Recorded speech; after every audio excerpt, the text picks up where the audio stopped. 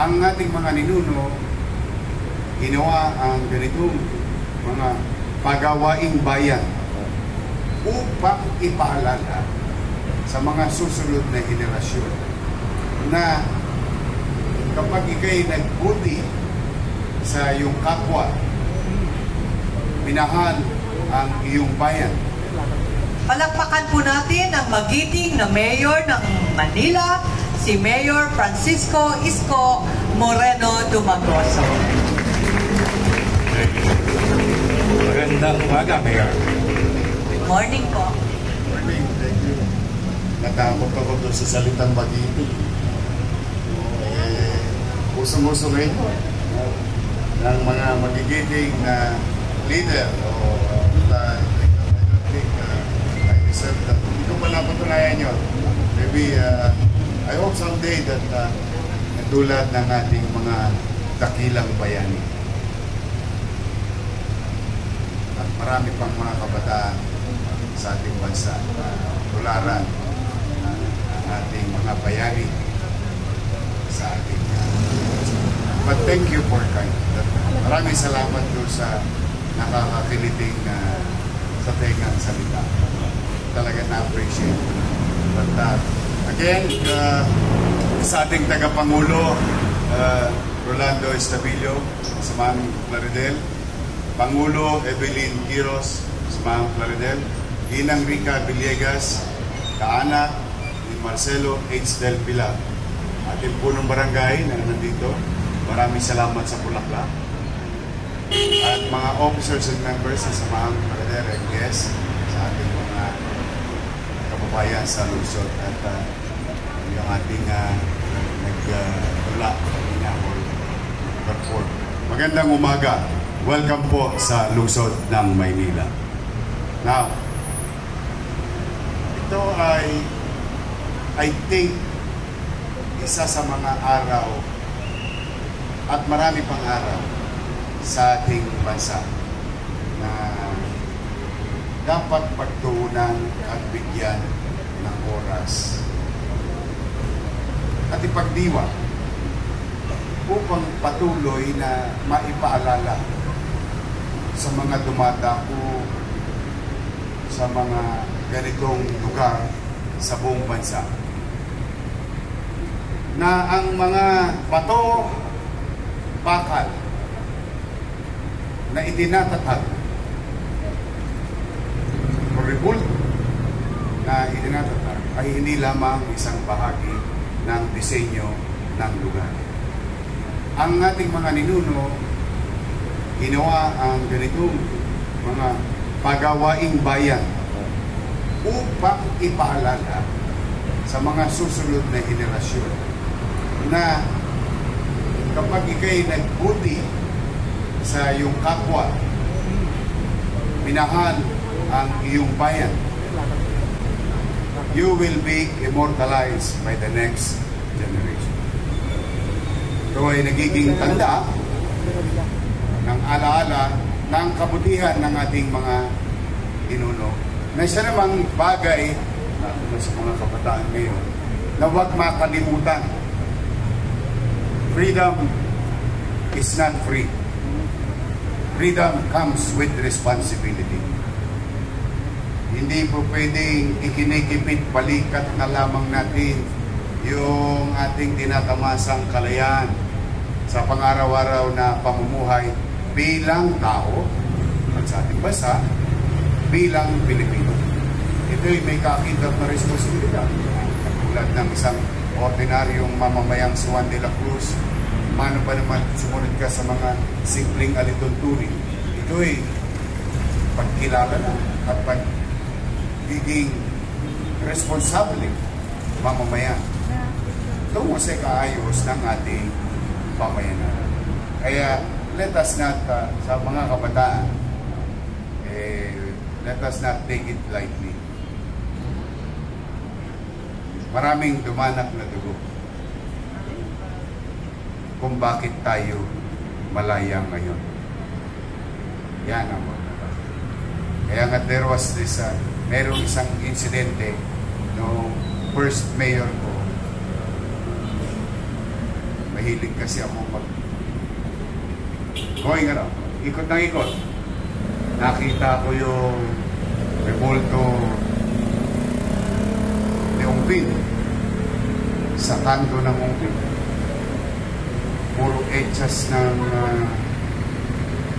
ibon, bote ng beer, and it's chaotic.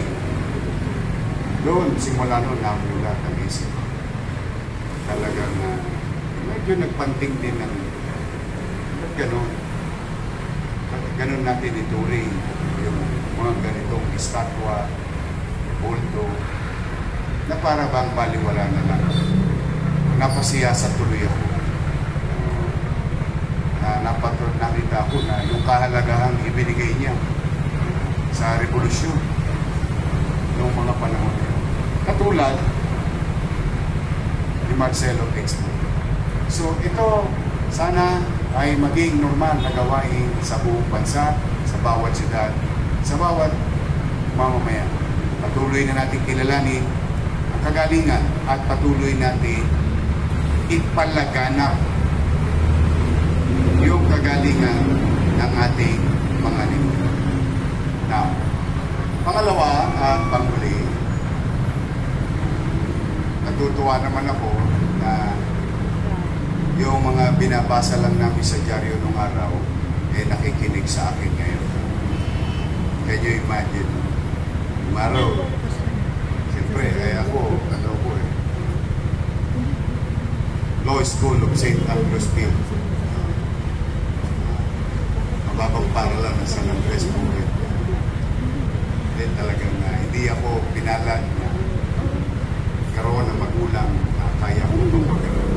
So the only way para matuto ako na matuto, magpasa na magpasa. Just so yun. Unti-unti, tinatama ko ng tinatama yung aking mga grammar sa wikang Banyaga, and I put it into practice para pag napanood ko yung sarili ko, shit, sabi. Please, along the way, not to do the same thing again, over and over. At awa Diyos, magpipino rin. But, ba't kayo hindi kinukwento? Mahalaga pa rin kasi sa panahon ngayon ng teknolohiya, ang mga katulad ninyo, na hindi nyo siya ginagawang profesyon lamang ang journalismo. Hindi nyo na siya ginagawang career. Ginagawa nyo rin na responsable ang inyong gawain para sa kaayusan at gabay ng ating mamamayang nagbabasa ng inyong mga isinuwan. Nowadays, mind you, ngayong oras na ito, habang kinikilala natin ang kagalingan ni Marcelo X. del Pilar, may ipinanganganak na media. Media daw siya. What you call self-proclaim. Puso ngayon ng mga self-proclaim na 5-5. Everyone can be so-called reporter ako. Media ako. Nawala na ng saysay. Para bang ang tao magpupubli sa isang icon or what you call beat in technology and call himself a writer, herself a writer, pero nakapubli. Kasi ang tunay na mamamahayag, hindi naman kailangan magpubli sapagkat hindi mo naman ginagawa yan para siraan ang isang tao at magbigay ng fake at hindi totoong balita. Kaya sabi ko siya, hindi nyo lang kinakarin. Kinakargahan nyo pa sa inyong balikan ng responsibilidad ang mga bagay na ginagawa niyo. Ngayon, 5-5. Maya-maya nga sabi ko sa inyo, baka may bagong account na naman. Balitang And there's so many noise. Lalong umiingay. What? I don't know.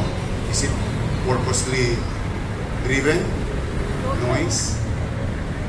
To confuse our people? To dilute? Yung palapnawin yung tunay na sitwasyon. And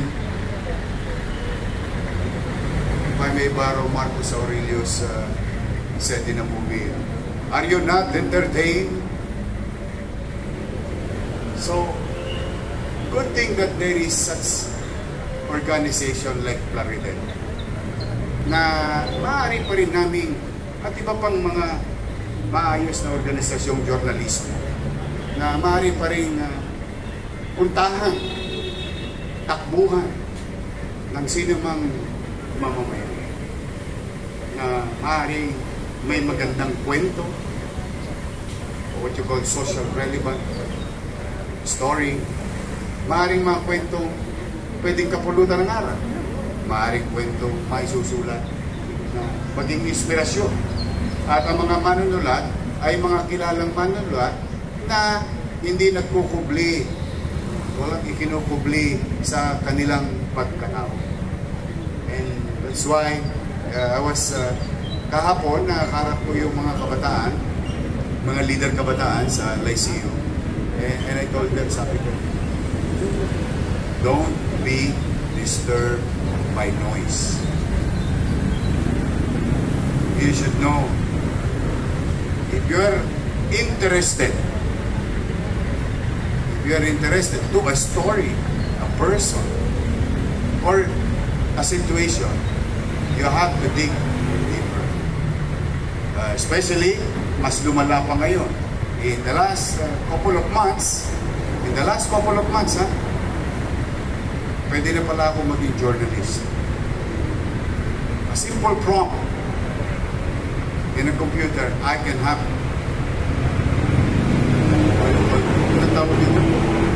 stories. Lalagyan ko lang ng kwento, mga 2 word, 3 words in a one line, and let the AI come up with, then with a pen name, tomorrow I'm a journalist. So it's really very dangerous.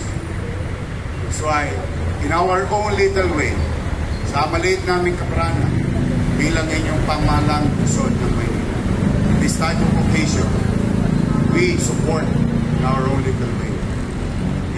I don't know if this is struggle or celebration, but your goals, your dreams, and your aspirations as organization to pursue excellence, the field of journalism, fairness, magiging matapat, makatwira.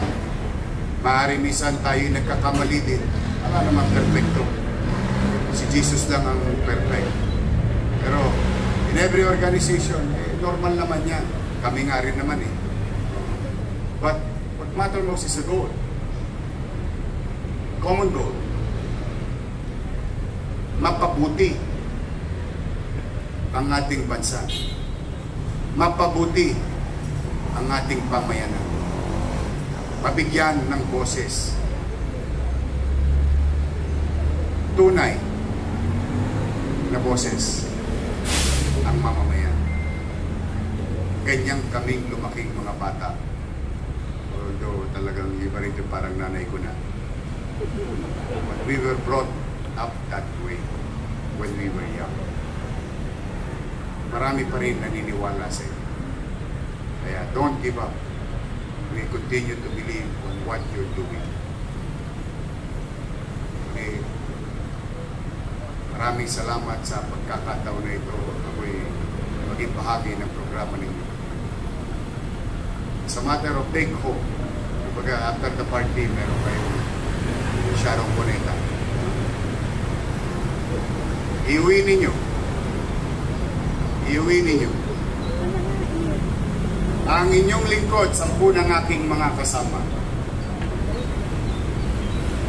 Iuwi ninyong bawat ng lungsod ng Maynila sa pamumuno habang tangan-tangan ko, magbubuti kami.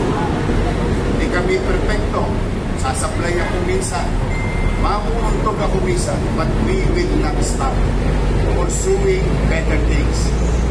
Sa ikabubuti at ikatataas ng antas ng pamumuhay ng bawat pamilyang Manileño dito sa ating puso.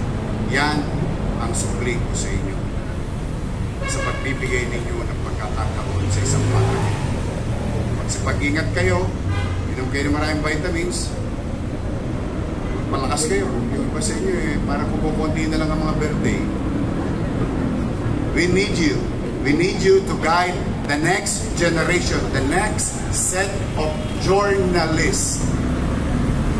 You transfer skills and knowledge and experience to others that Plaridel as organization will celebrate in the next 50 years of our life or maybe 100 years. Magandang umaga, palain nawa kayo ng buong kapatid. Maraming salamat. Manila, God first. Thank you.